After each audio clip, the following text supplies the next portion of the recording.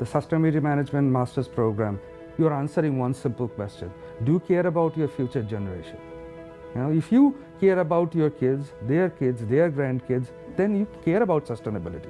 And a sustainability manager is someone who has the tools to make people understand how they can contribute towards developing a sustainable world. We have both part-time and full-time students. Our curriculum is 30 hours. Instead of thesis, we have a research project course and a seminar course which provides them with the kind of research background they will need to be successful in their job. But at the same time, sustainability is not always everything about environment. It also relates to the business. They will take a sustainable business strategies course. They will take a project management course. Most of these courses are going to be taught by industry people, the people who are doing sustainability on a daily basis as a part of their job. Any organization that has a large number of employees and has a physical infrastructure, they will have to have a sustainability office. If you have the passion to develop and maintain a sustainable world, come to us and we will help you shape your passion into a career which will create an impact. Introduce our speaker today, Jennifer Dudgeon. Jennifer is currently the Sustainability Director at Aspen Technology, Inc.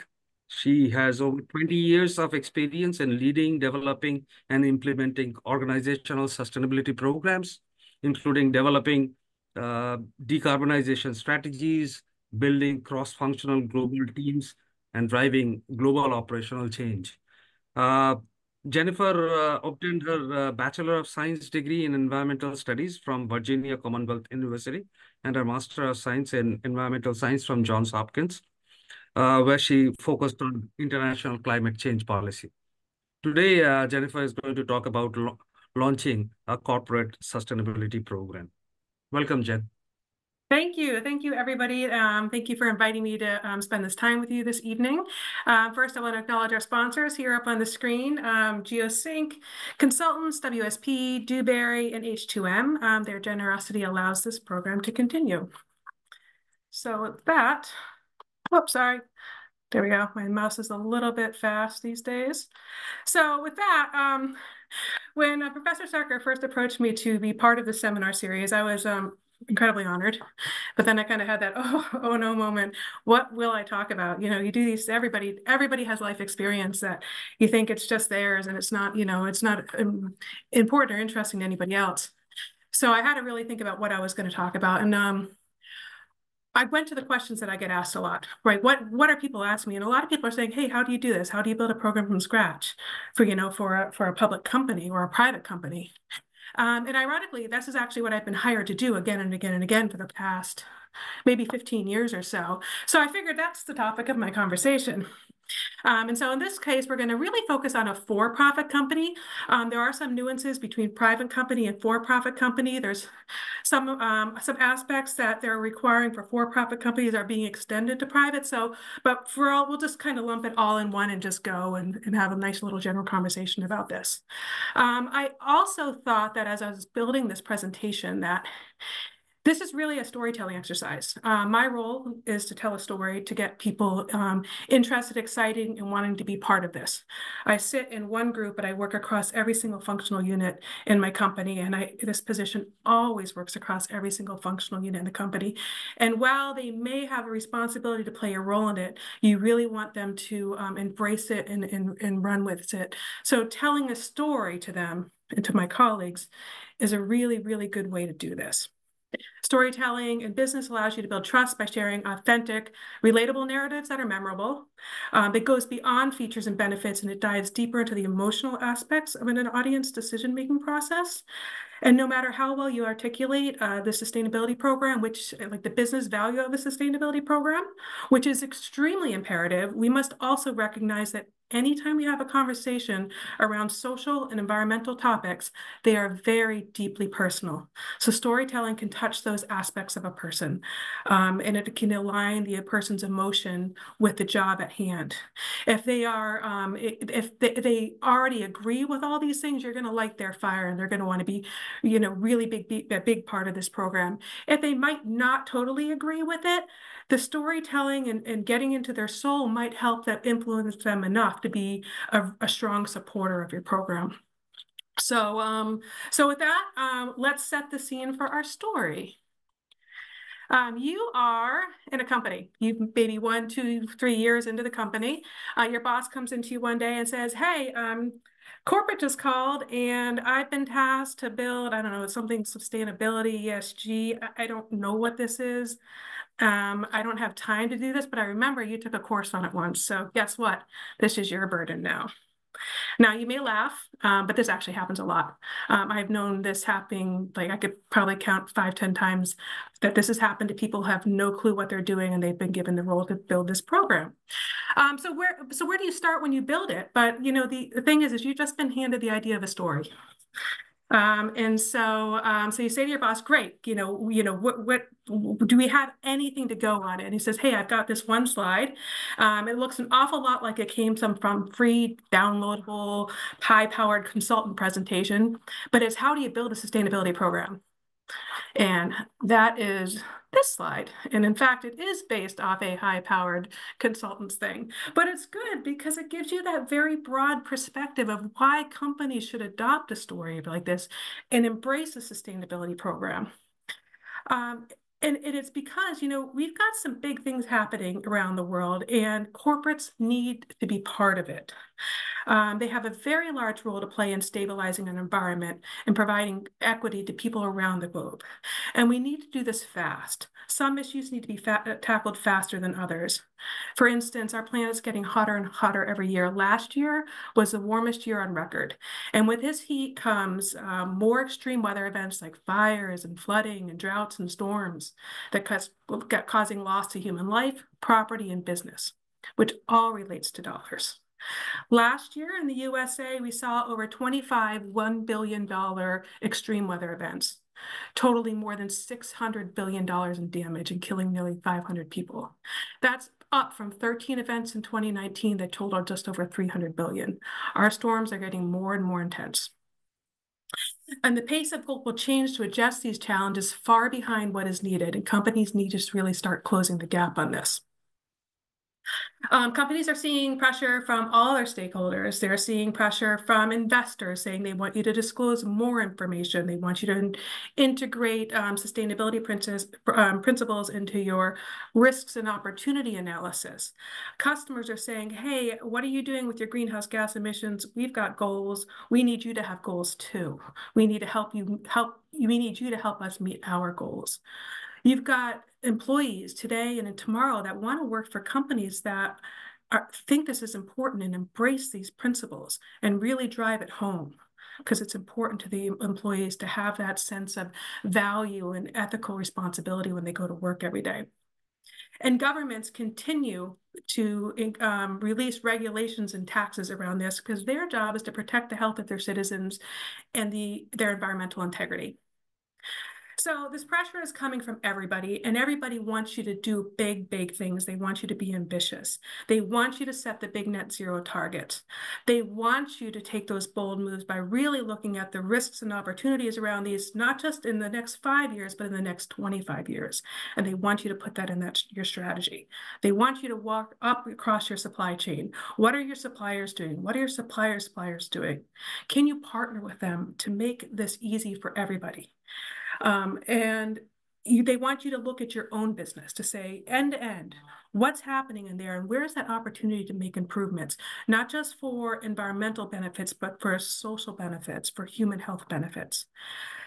And if a company can do this and they can do it well and they can show the world how well they're doing it, they have a really good chance of seeing competitive advantage and getting more in the market. So, now we've handled the why of the story. It's a big picture why, but it's time to identify our characters. And with that, we've got, when your CEO comes up to you and says, hey, build this program, there's a reason, there's a business reason for building this program. Someone's asked, and more likely more than one person has asked, but you need to find out who, and you need to find why they're asking and what are they asking so you can satisfy this immediate need and then build out the program appropriately. So this slide gives you a sampling of some of your potential stakeholders or some of your potential characters. You may have customers asking about this because they may have targets or they may have regulations that they have to comply with, and they need their suppliers to also comply with them as well. They need their suppliers to give them the information to help them meet their net zero targets and to help them comply with regulations. You'll have investors that realizes that, risk, when companies look at all risks and opportunities around its business, including sustainability risks and opportunities, can make them more money, right? Executive teams, they want to know, like, hey, I heard this thing about regulation, what is it? Do we need to comply? And do we have to do something to help our customers comply? They just want to make everybody happy and they want to make sure the company is profitable. And like I said, talent before, they want to work for companies that are doing this. And in my role, I have always had every single one of these stakeholders asking me these questions. The next thing really is, I have kind of like, why are they asking? What are the business drivers? But let's dive into that a little bit more because sometimes it's hard to really frame why investors, or how would you know your investors are interested in this? So this kind of slide gives you some places to start.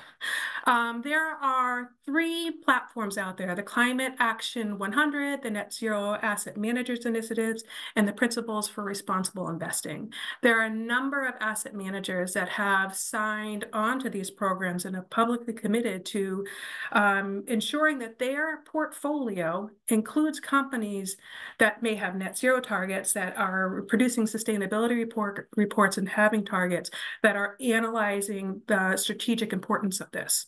So if your investors are signed up for this, then that means they care. The other place that investors are looking for information on a company is different rating platforms. ISS has a rating platform. There's the CDP, which is formerly the Carbon Disclosure Project, and there's the S&P Corporate Sustainability Assessment. All of these platforms look at companies, they look at what's publicly available in companies, and they give you a rating. Are you good? Are you bad? Are you a good bet? Are you a good risk? Or are you a bad risk to invest in?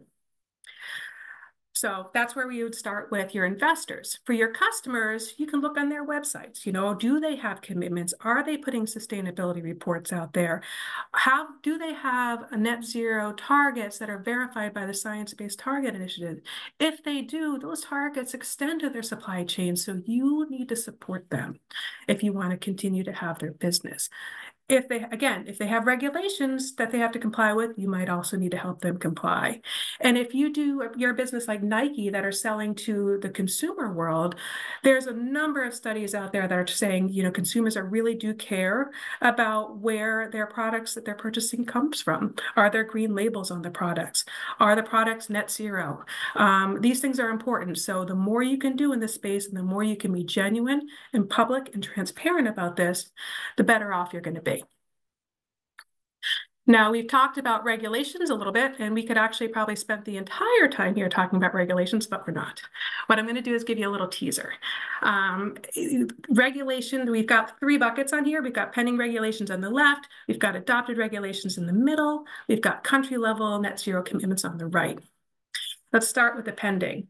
The SEC has, for like maybe 2 years now, threatened to come out with climate-related disclosure rules for all publicly traded companies in the United States. They still haven't done it yet. They say in April they're going to announce these rules. I'm not putting my money on that, but they keep threatening, and we have to keep it on our radar. They also have human capital management disclosure rules out there. These will likely come through this year. And then there's the EU Corporate Sustainability Due Diligence Directive. This one's big. So this one this looks at human rights and environmental impacts that a company may have along its entire supply chain. So this really is looking to influence how the world handles human rights issues and how the world handles negative environmental impacts. So if this does go through, then we can expect there's going to be a lot more sustainability professionals being hired in companies. The adopted regulation, these are just a sampling. Last week, China announced they had a new sustainability standard that requires publicly traded companies over a certain threshold to report on their program. The Norwegian Transparency Act is there as a placeholder for a number of different regulations. It's a little bit like the corporates, the EU's due diligence directive, in that it looks at human rights and workplace conditions across your company, your business partners, and your supply chain, supply chain. It's kind of big, so that's important to look at, and you need to adopt it. You need to respond to it if you're in Norway. You've got the 2 California recording rules. The first one, the Data Accountability Act, is your greenhouse gas emissions. The next one is your climate-related financial risk ask. So this information gets put on your financial report. And then you've got the Corporate Sustainability Directive, which if you are if you operate in Europe, you're likely going to have to comply. And actually, let's go up to the California ones again. It doesn't matter if you're not located in California, but if you sell to a company in California, and you're over a certain size, you have to report to that those disclosures as well. So we're domiciled in Massachusetts. We have no offices in California at all. We have to report to California. And then you can go on to the country level. If you're in one of these countries that have these net zero targets, or you have customers in one of these countries with net zero targets, and they don't already have regulations or taxes in place, you should expect to see those soon. Regulations are a big deal because there might be some potential risk for not complying with voluntary disclosures. There is definitive risk for not complying with regulations. So let's go through our cast of characters again and kind of like name what they're doing in this story. So you've got your heroes, that's your executive team, your colleagues. They're the ones that are out there in your company actually doing the work and integrating all these things into your company so your company can make progress and you can shine. Your customers and your investors, there's your supporting characters. They're providing comic relief. They're providing the why. Why are we doing this? And the tension. This is, the regulations is kind of struggling. You, as a sustainability professional, you're the champion. Your job is to teach, to mentor, to support. Your job is to make those heroes shine. Your job is to live by President Truman's words, and that it's amazing what you can accomplish if you do not care who gets the credit. So drafting your story. We've set our scene. We've looked at who our characters are. And now we want to define the theme, the moral of the story, if you will. And you can do that by, putting up a leader's intent. Now, this is more or less my leader's intent, right? So when it describes my why, my what, it foreshadows the ending, but I will tell you that in this story, there is never going to be an ending. This program will always evolve. It will always grow. It will never end. You could call it the never-ending story. And just like the never-ending story, this is an existential path to corporate self-actualization.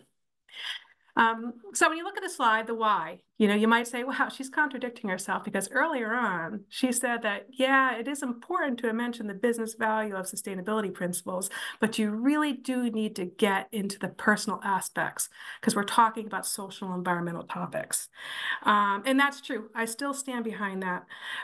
But no CEO is going to fund a program that's only because it's the right thing to do. You have to tie this to business objectives. You have to tie this to reducing risk and capitalizing on opportunities so your business can grow.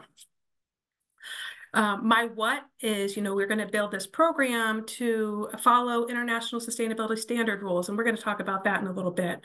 We're going to publicly disclose more data and track more data, and we're going to empower our colleagues around the globe so they can kind of take up this mantle and we can go further. And the ending, my desired foreshadowing and the end state of this story is, it's not original by any stretch of the imagination. It's a standard one, but it's important. We want to be able to build and strengthen our customer base. We want to be a leader. We want our colleagues to be in lockstep in this. So, if you go to a company, feel free to grab this leader's intent, modify it a little bit for your own company, but it's a decent one to start off with. All right, now we are going to build the plot. No story is good without plot and a little bit of tension. And I dare say, if you work in a sustainability department, you're going to see tension everywhere. But let's table that for now. We will get to the tension, but I really want to talk about, your heroes a little bit first and really defining who they are. Who are your early heroes? So when you build this program, when you start this program, you really have to make sure you identify them early. And your early heroes are your allies and your champions. Now, your allies will be there to support you, to share needed information with you so you can track things and you can report on things. Your champions will help you move that program forward. They will sing your praises and they will innovate and come up with ideas. But you must help them understand what this program is because they don't know what it means yet, and they don't know why it's important to them. So you have to help them understand why it is valuable to them and valuable to the company. And the only way you can do that is by listening. And I can't emphasize this enough. Listen more than you talk. By listening, you can understand who they are, what's important to them, what's important to their business function, and how do they succeed in this company. You'll pick up words and phrases, you're going to learn their language, and then you explain this program back to them in their own language so it resonates. You want them to understand and embrace and connect with this program, and storytelling is a really, really good way to do this. So once you start having these conversations together, and once they start understanding this program more and more, together you can align your goals with their goals, with your corporation's goals. And it is a really good idea that every time you have these conversations with your heroes is that you keep this process fun and engaging. You want them to want to pick up the phone when you call. You want them to want to respond to your emails and texts when you send them. You want this to be like a welcome distraction, right? They have a day job. They have to do this too, but you want them to say, God, I really do enjoy working on that. So yeah, I'm gonna push everything else aside and I'm gonna work on that. So again, back to listening, back to these conversations, and as you have these conversations, you're going to find your first source of tension, which is likely going to be terminology.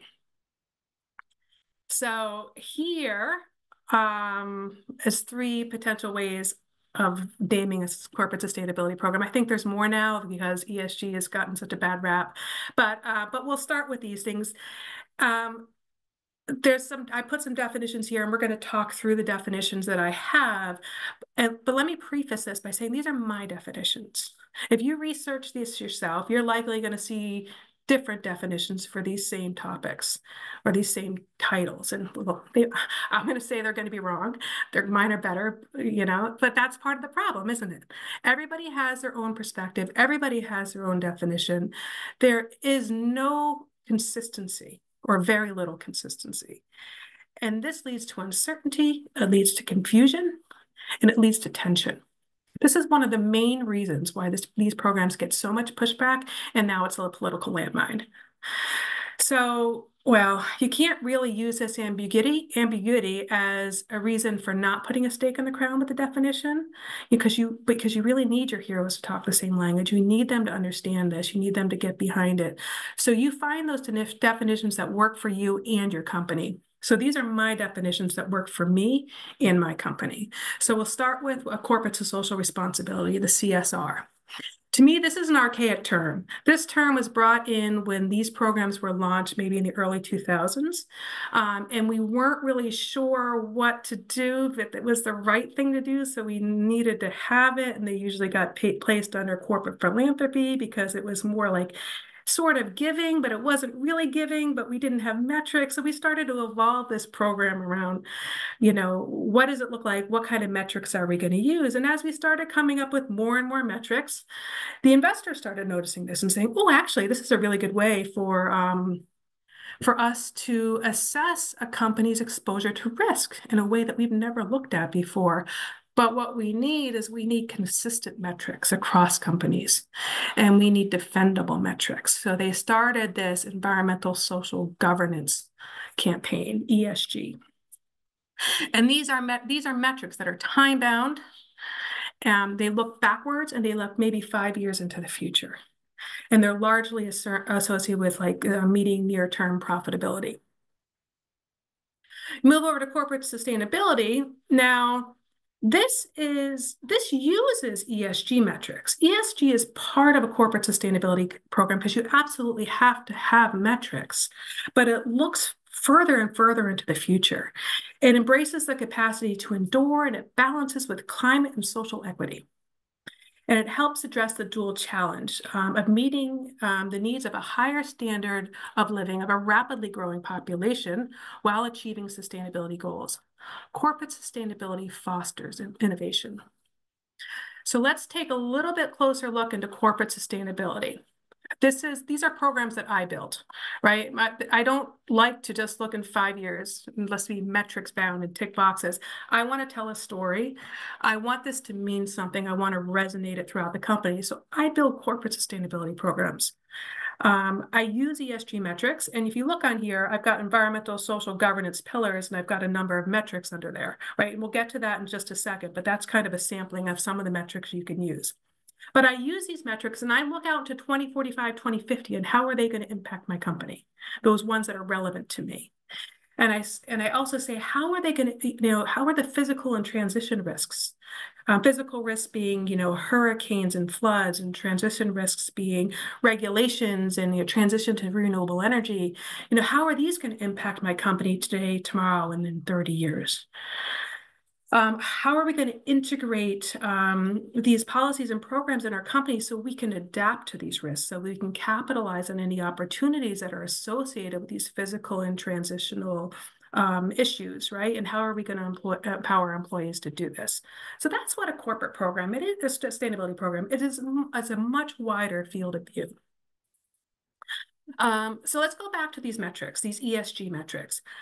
There's a whole bunch of them here. There is no way any company can look at all of those metrics and tack them and do well in any one of them because it's just too much. So what we do is we have a materiality assessment, and I will go into how you run that in just a second. But materiality assessments will, really figure out which one of these metrics is relevant to a company. So, for example, I'm at Aspen Technology. We're a software company. We have no manufacturing operations. We don't even have data centers. We host and other data centers. They're off-site in other companies. We operate out of multi-tenant buildings. We lease all of our spaces. Our water use is minimal, but we don't really even understand how much we use because the water in these multi-tenant buildings are used predominantly for sanitation and for cafeteria services, which are shared services across every business in the company, in the building. So they have one meter that comes in. They can't just say, Aspen Tech, this is your responsibility. It's like, all right, how did you come up with that, right? And also, we have no ability to impact the reduction of water use either. So when we do a materiality assessment, these type of topics would be deprioritized because we can't make significant impact. And we do not want to have to focus our time and attention on those issues where we can't not make an impact. So let's look a little bit more closer into what a materiality assessment is. Here we've got, I start off by saying it's a double materiality assessment. Now there's two different types of materiality assessments you can do. You can do a single and a double. And excuse me, just a second. I'm trying to get my slides over here ready to, and here we go, sorry. So you can do a single or a double materiality assessment. And I strongly encourage you to do a double. The reason why is the EU's Corporate Sustainability Reporting Directive requires a double materiality assessment. And even if you're not a corporate European company, if you have a large office in that area, you're going to have to comply. Also, if your customers are going to complying over there, you might have to give them information. So it just makes it easier to do a double. When you do a materiality assessment, you have to interview several internal and external stakeholders. These include members of your board, your executive team, key managers in your company, some large customers, some investors, industry groups, maybe in some influential non-government organizations that are related to your company, government representations, a key supplier, and potentially members of the media, if that's important for your industry. By engaging in all these different groups, you're going to get a real good understanding of the impacts, short, medium, and long term. So not just 5 years, long term, 25, 30 years, right? And they're going to look to see which of these issues are important to you. And when I say double, it means we look at it from two different perspectives. First is the financial perspective. If your activities currently or in the future may generate significant risk or opportunity that would influence your cash flow, then this issue would bubble up to the top as being material. Also, if you're, from the impact perspective, if your activities currently or in the future may significantly impact communities or the environment, then this issue will also bubble up as being material. So with both the financial and the impact perspective, we can identify those issues that we can positively influence, or we may have to mitigate negative influences. So I'm in the process of doing this right now. So it's kind of fun and exciting, but I can't give you the results yet because we're doing it.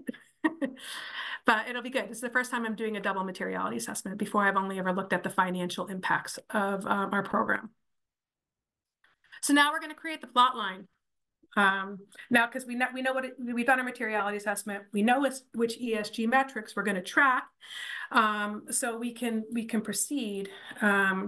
First, you need to establish a strong governance structure, right? And this basically says, what is your board of directors doing? How are they going to be involved in this program? What kind of responsibility does your executive team have over this? And how is it going to be integrated throughout your company? So basically, how is this program being overseen? You're going to want to implement some sort of international sustainability standard, and I'm going to, again, touch on that in a minute. But that is best practice to do, and then if you operate in certain parts of the world, it is a reporting requirement. You're going to conduct a materiality assessment. This actually is the third step, but it's important because it's important tool to de-escalate tension around terminology. So I discussed it a little bit earlier. This materiality assessment will give you provide a strategic direction for your corporate program. Then you're going to want to build an audit-ready program. And by this, I mean, whatever these metrics that you're going to be tracking, you need to know who is going to provide you with the data. You need to know what cadence they're going to provide you with the data with, what type of documentation they can provide to show that that data is accurate, and what is the process for analyzing this data. Basically, you have to align with your internal controls process because this data is eventually going to end up on your financial reports. You'd also be wise to set targets because your heroes do like to have something to shoot for. And then you're going to want to develop your employee empowerment program so your whole company can get behind this initiative. This will give you a lot of heroes, and so you can knock those targets out of the park. Oh, here we go. So I kept promising to talk about sustainability standards. So let's talk about them.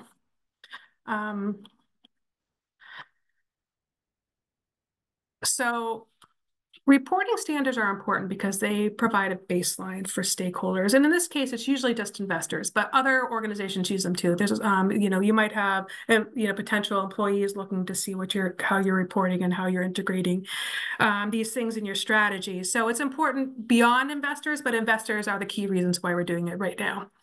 They want an easy way to assess corporate progress in this area. And it's good. It's really good to have a standardized way of reporting because in theory, it should reduce the burden. However, the challenge is that over the years, every NGO out there thought that they had the best way of defining a standard. So we had, 5 or 6 different standards out there, all slightly different. And it made it really difficult to actually make progress as a sustainability professional because all you were doing was reporting, which was unfortunate. But then the International Sustainability Standards Boards was released last year, and what this did is consolidated a number of those standards. So we now can just report on one thing, which is really lovely. They've took all the acronyms from the alphabet soup and created this one International Sustainability Standards Boards. So the other thing I want to mention about this is that, you know, the California's what is it, the Senate Bill 261 on climate-related financial risks, and the SEC's climate disclosure rules, they're all based off the Task Force for Climate-Related Disclosures, which is the TCFD. So this information is going to be required to meet government regulations. It's likely they're going to transition, you know, from TCFD language to ISSB. This is a very hot topic at the moment. But if you start with TCFD, you will likely get yourself 90% there to complying with these regulations, which is quite nice. So that's kind of what these are. They talk about governance, strategy, risk management, and metrics. In fact, this is the next slide that kind of goes into this a little bit more. So the ISSB, like I said, is mostly based off the Task Force for Climate-Related Disclosures, and it requires companies to report on all material topics as identified by your materiality assessment. And it's under a consistent global framework. And it describes how your companies will focus on these topics and what kind of impact it might have on your company's prospects for making money in the future. So I mentioned these are going to be connected to your financial statements, which is why I stress having audit-ready data. You're going to need to have the processes and controls in place. So this information will be the same quality as your financial information. As of right now, ISSB has only released 2 disclosures, the climate-related disclosure and the general disclosure. So the general disclosure it describes the governance, the strategy, the risk management, and metrics. It's that general approach to fulfilling the purpose of these standards. What the climate-related disclosures and any of their future standards like biodiversity will dive into more detail. They will be based off the 4 content areas of governance, strategy, risk management, and metrics and targets, but they're going to give you more description on how to do this. So for the climate risk, how do you disclose your climate risks? How do you create a climate transition plan? How do you calculate emissions? That's basically to say follow the greenhouse gas protocol. And how do you develop your scenario analysis so it relates to a company's climate resilience under different degrees of global warming? So that's what these other disclosures will tell us in ISSB as they continue to be developed.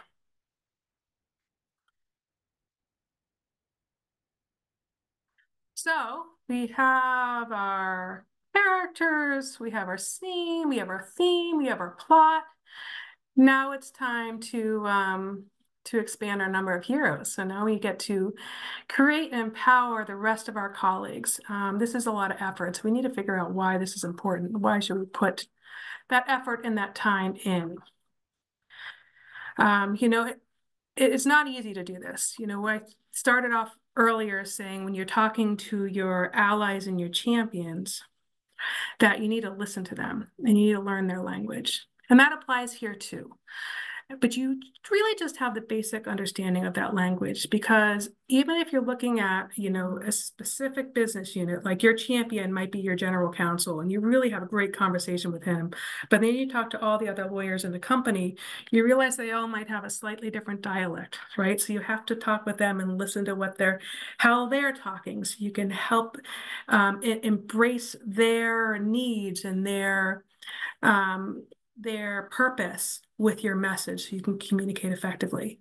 Also, if you're a multinational company, you need to be sensitive to global societal norms. This is a big issue. This is a lot of work if you're going to do it right. And if you do it right, it's fantastic. But I can't stress enough, it's a lot of work. But there's a big payoff. So because you can create this culture in your company that, maximizes benefits and to your customers, to your employees, to your communities, to the environment. And it's just wonderful if everybody's behind this and everybody's thinking about the best way to move this program forward. You install incentive ownership across your organization, right? People want to be involved. I have people emailing me every day across my company. We've got about 4,000 people, and I've got, I don't know, I probably had my first day there, I had 50 emails come in saying, hey, we're so glad you're here. How can we help? That's great. So now it's me listening to them and building on this, which is wonderful. But with each one of these conversations that I have with my colleagues, I am constantly going back to the beginning and demystifying the terms, helping them understand what corporate sustainability is and how ESG is related to it, but not the same. Helping them understand, what a sustainability standard is. What is important to our company might not be what's important to our customer's company, and that's okay. Right. So it's having these types of conversations. It's demystifying everything. It's cutting the tension. It's describing the why. Why are we doing this as our company? And I have these conversations again and again and again. And it's important. Repetition is a wonderful thing. But by having these conversations again and again, and by doing lots of listen, I will help my heroes fuel their purpose and find their purpose and have it connect with our company. And it's awesome. But if you do this, you need to be authentic. People can really tell if you're just kind of ticking a box, and if it's a box ticking exercise, they don't tend to want to be involved. So you as your sustainability professional need to be authentic, but your executive and your management team also needs to be authentic. And you can help build that passion in them by constantly bringing it back to the business case and connecting the business case with their personal purpose, right? And using stories are great for this because it really helps resonate their message in the soul. But again, this is a big, big time investment. If you don't have the time to invest in this, then just don't even start. Because the minute you lose the trust, it's really hard to regain it. And the biggest reasons why these types of programs fail is that there's a lack of knowledge, data, or capabilities. And because companies don't nurture these programs. They think, hey, I'm going to put the SharePoint site out and all's going to be done, and they walk away. And that's not good enough, right? You have to meet your employees where they're at, and you have to nurture them. Another common reason for failure is the ambiguity of management. So, like I said before, if your managers and your executive team aren't authentic and genuine, everybody sees that. So why should they care, right? So it's really kind of nurturing. I almost feel like I'm a kindergarten teacher sometime with nurturing people, but it's a wonderful thing to do. I do love these conversations. So next up is this guy. He's the former CEO of Best Buy, Hubert Joly. I saw this quote probably a year ago, and I loved it because it really hit the mark on answering the question of why you empower your heroes, your colleagues. If you can connect the search for meaning of the individual with the purpose of the company, then magic happens. And storytelling is a great way to create this connection, and the payoff can be absolutely huge.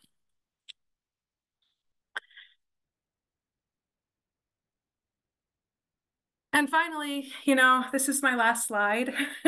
I've hoped you enjoy the storytelling guide to building a sustainability program and that you found it meaningful and not very much overwhelming. I mentioned a few times there's no ending, so I do not have an ending slide, but that's not important. The important thing is that you start. You just start. Don't be afraid of making mistakes. Don't ever let perfection get in the way of progress, because this will always be an exercise in continuous improvement. So seriously, when you come to a fork in the road, just take it. So that's it. All right. Thank you, Jen. That was an excellent